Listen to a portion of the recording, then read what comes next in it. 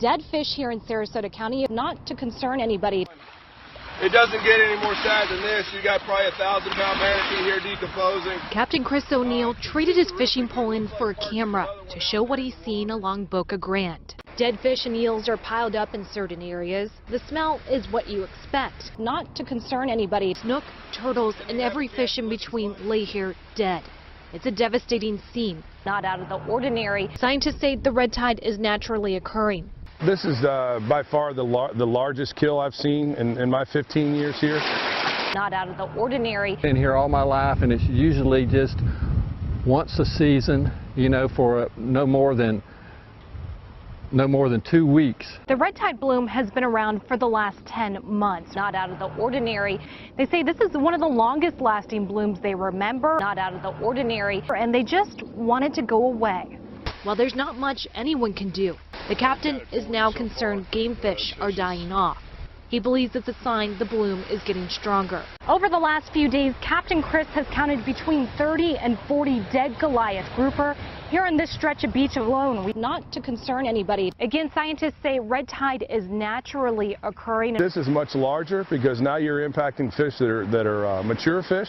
Anywhere from some of these Goliaths are 10 to 15 years old, and it takes a long time for that to recover. Very low concentrations of red tide. It really hasn't gone away at all. Not to concern anybody. Medium elevations of red tide, but this is one of the worst many people can remember. It gets much worse. Governor Rick Scott declared a state of emergency this month to combat the algae blooms. A packed house of peeved people. Emotions running high inside the Cape Coral Yacht Club. The fire department had to stop people from coming into the meeting room. The building reaching capacity. Outside, people rally with signs. We need answers. In the hot seat, the Army Corps of Engineers, who've been releasing tons of polluted water from Lake Okeechobee into the Caloosahatchee and our beaches. It seems to me that no one is really addressing this problem, which should have been addressed probably 30 years ago.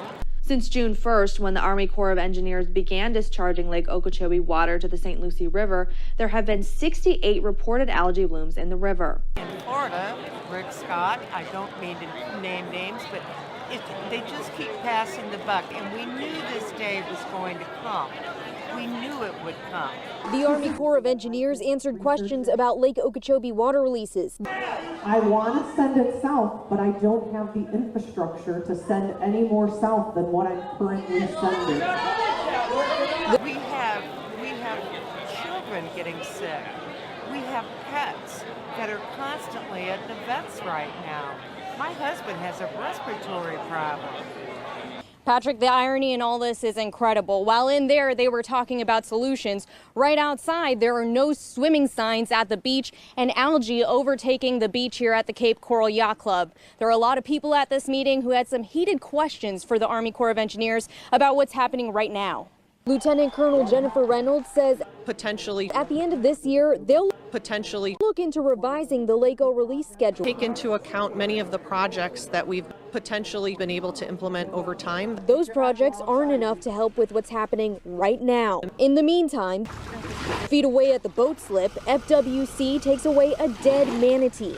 Immediate solution is really difficult because the projects that we're talking about are still going to take a few years before they start coming online. As for those bigger projects, those are years in the works, but the Army Corps of Engineers say they are potentially doing minor changes to send as much water south as possible as they can right now.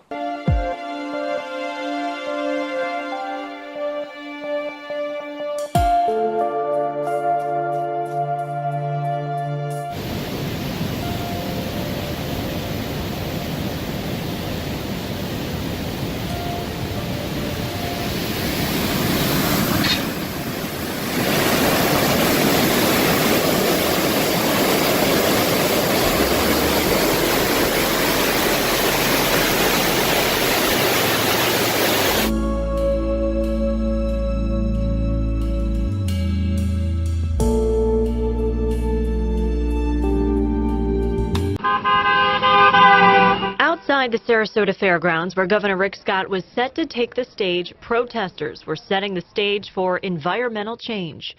The government has to step in And if it's regulation or if it's just plain better management systems, they have to fix it. It's not going to fix itself. This is not only our water, our marine life, our health, but it's the economy of the Southwest Gulf. It's not improving. It needs to be working right now. It's nauseating, it's disturbing, and it's upsetting. They're hoping these pleas can turn the tide. Releases were suspended temporarily, but were resuming Monday. It gets much worse. With an emergency order issued 2 weeks ago by the governor, these protesters want to see a solution. He reminds people with respiratory problems to stay away from any areas before you even see it. You feel a little bit of tingle in your throat. You can feel the nasty side effects. Your nose and your throat starts to tickle. It gets much worse. Those toxins get into the air too, causing respiratory problems for people with asthma and other conditions. You also need to be careful with your pets. And the foam is concentrated in these neurotoxins, they're very potent neurotoxins. And so the foam along the beach during a severe red tide can be quite harmful. It gets much worse. Blue-green algae spreading along Florida's east coast is threatening homes and sending people to the hospital. At least 15 people were treated last week at Martin Health System emergency rooms for having contact with the St. Lucie River. Toxic algae blooms have spread as the U.S. Army Corps of Engineers releases water from Lake Okeechobee to keep lake levels down. Something needs to change. I hope that someone finds a solution. We've got the money now. Let's figure this